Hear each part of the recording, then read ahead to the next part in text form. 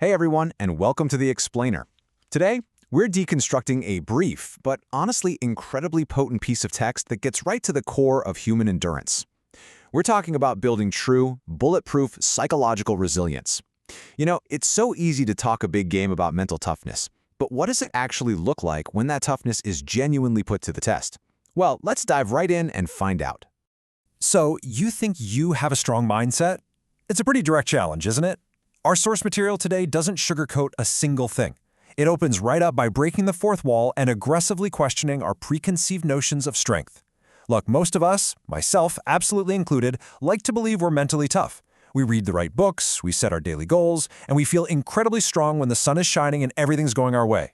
But the text poses a really uncomfortable question right out of the gate. Is your strength real, or is it just untested optimism? Section 1. The Mindset Illusion. The difference between theory and reality. We really have to address the massive gap between the illusion of strength we hold during the good times and the undeniable grit that's required when the bottom completely drops out. There's this abstract illusion of a strong mindset, the theory of it all. And hey, it looks great on paper. But then you contrast that with the stark reality of what the X-Text calls when things go completely wrong. It's one thing to practice resilience when you hit traffic or your morning coffee order's messed up. We've all been there, bravely surviving a lukewarm latte, right? But it's an entirely different universe when the structural elements of your life begin to collapse. The source material forces us to toss out that comfortable theory and look directly at the raw reality of total failure. Section 2. When things go wrong, the descent into the abyss. Now, this is where our text strips away all the comfort. We are moving way past the hypothetical here and stepping into the darkest, heaviest part of the concept. Wait, when things go completely wrong. Just let the psychological weight of that absolute worst-case scenario sink into your mind for a second. The text uses the word completely with absolute intention. This isn't about being slightly off track.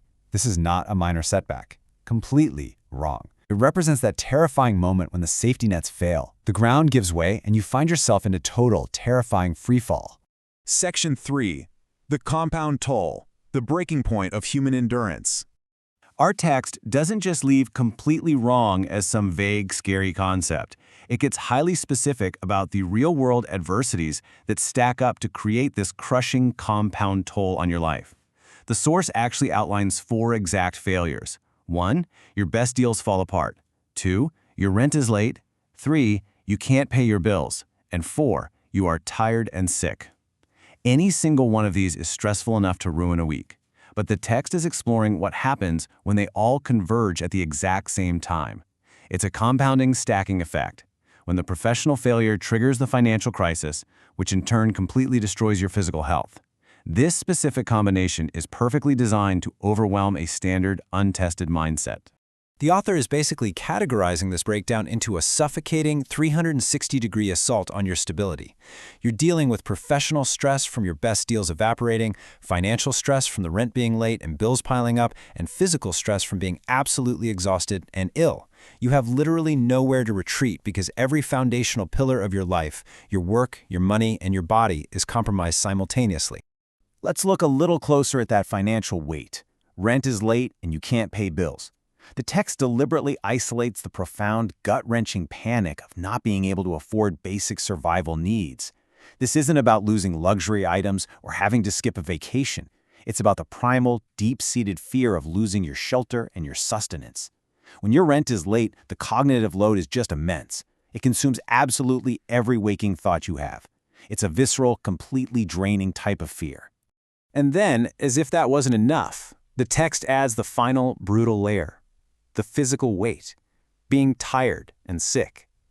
Contrast that financial drain we just talked about with this physical drain. Look, it's one thing to face financial ruin when you're well-rested and healthy, full of energy to stand up and fight back.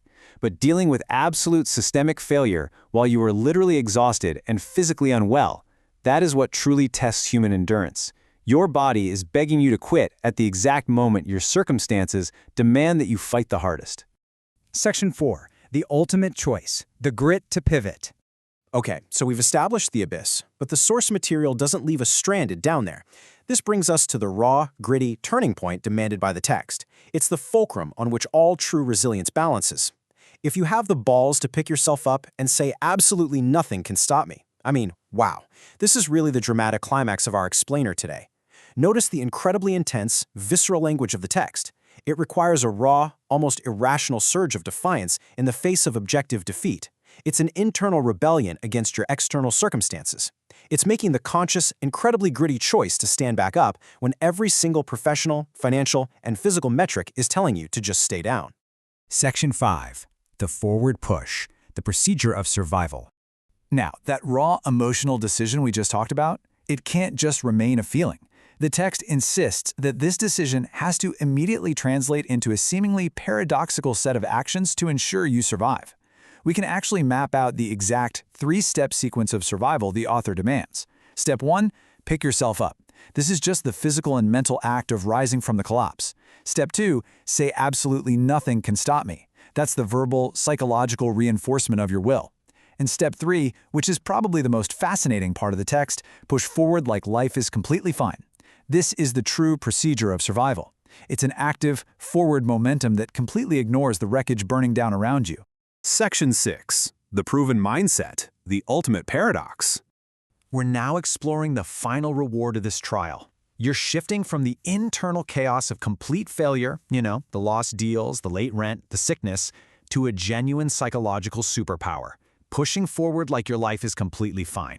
This is where we see the profound transformation that happens when you actually survive the abyss using the procedure we just mapped out. And to be clear, it's not about being delusional. It's about compartmentalizing the crushing compound toll you just survived so that you can continue to function effectively. You are carrying a massive, massive weight, yet your external cadence remains steady, forward, and entirely unbroken. So, the proven mindset is officially defined as the ability to consider yourself able to do anything after surviving complete failure. And this directly summarizes the core thesis of our source text today. True, tested resilience isn't found in a self-help book or some inspirational quote on your office wall. When stripped of all those glamorous illusions, true resilience is earned only after you have been completely broken down by life, and you still somehow choose to push forward. Because once you survive the absolute worst, the baseline of what you fear fundamentally shifts. You realize that if that couldn't break you, nothing else will. You consider yourself able to do anything. And that brings us to our final thought for today and the ultimate question for you to take away. Will you consider yourself able to do anything when things go completely wrong? Because look, the reality is, the abyss is waiting for all of us at some point in our lives. The deals will eventually fall apart. The money might dry up. Your health will falter. The illusions of strength are going to be stripped away. When that moment comes for you, will you stay down under the compound toll? Or will you find the grit to pivot, push forward, like everything is completely fine, and forge a truly proven mindset? I highly encourage you to think deeply about that the next time you face a challenge. Thank you so much for joining me for this explainer, and I'll see you next time.